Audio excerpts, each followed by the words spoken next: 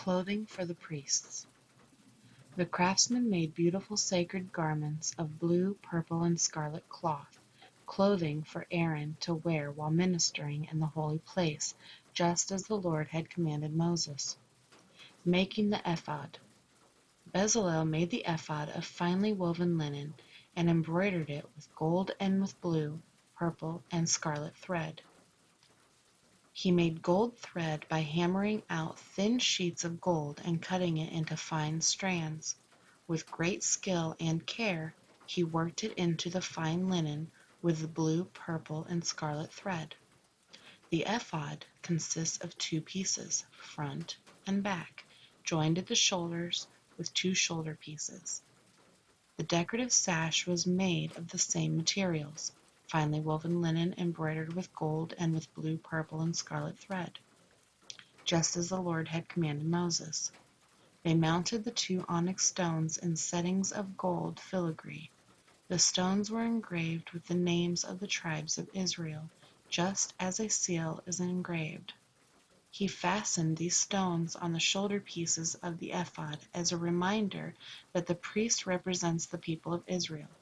All this was done just as the Lord had commanded Moses. Making the chest piece. Bezalel made the chest piece with great skill and care. He made it to match the ephod, using finely woven linen embroidered with gold and with blue, purple, and scarlet thread.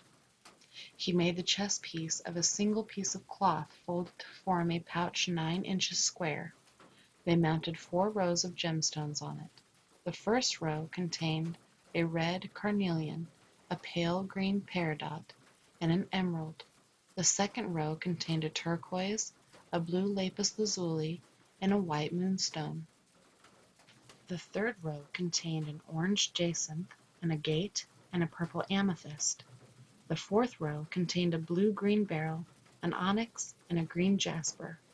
All these stones were set in gold filigree. Each stone represented one of the 12 sons of Israel, and the name of that tribe was engraved on it like a seal. To attach the chest piece to the ephod, they made braided cords of pure gold thread. They also made 2 settings of gold filigree and 2 gold rings and attached them to the top corners of the chest piece. They tied the 2 gold cords to the rings on the chest piece. They tied the other ends of the cords to the gold settings on the shoulder pieces of the ephod. Then they made 2 more gold rings and attached them to the inside edges of the chest piece next to the ephod. Then they made 2 more gold rings and attached them to the front of the ephod, below the shoulder pieces, just above the knot where the decorative sash was fastened to the ephod. They attached the bottom rings of the chest piece to the rings of the ephod with blue cords. In this way, the chest piece was held securely to the ephod above the decorative sash. All this was done just as the Lord had commanded Moses. Additional clothing for the priests. Bezalel made the robe that was worn with the ephod from a single piece of blue woven cloth, with an opening for Aaron's head in the middle of it. The opening was reinforced with the woven collar so it would not tear. They made pomegranates of blue, purple, and scarlet yarn and attached them to the hem of the robe. They also made bells of pure gold and placed them in between the pomegranates along the hem of the robe, with bells and pomegranates alternating all the way around the hem. This robe was to be worn whenever the priest ministered before the Lord, just as the Lord had commanded Moses. They made tunics for Aaron and his sons from fine linen cloth. The turban and the special head coverings were made from fine linen, and the undergarments were also made of finely woven linen. The sashes were made of finely woven linen and embroidered with blue, purple, and scarlet thread, just as the Lord commanded Moses. Finally, they made the sacred medallion, the badge of holiness, of pure gold. They engraved it like a seal with these words, "Holy to the Lord." They attached the medallion with a blue cord to Aaron's turban, just as the Lord commanded Moses. Moses inspects the work. And so at last the tabernacle was finished.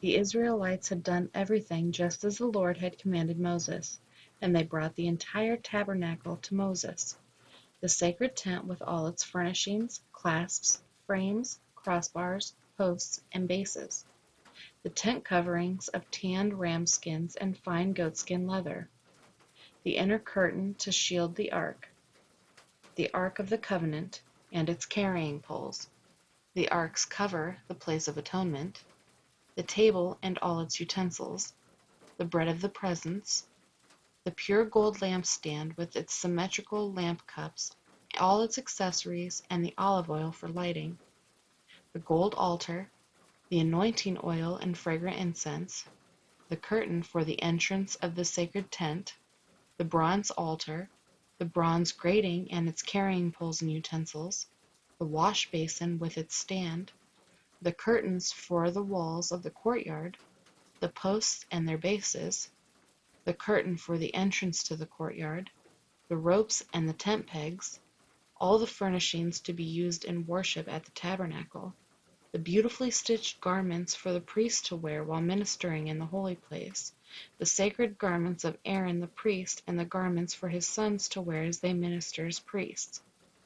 So the people of Israel followed all of the Lord's instructions to Moses. Then Moses inspected all their work. When he found it had been done just as the Lord had commanded, he blessed them.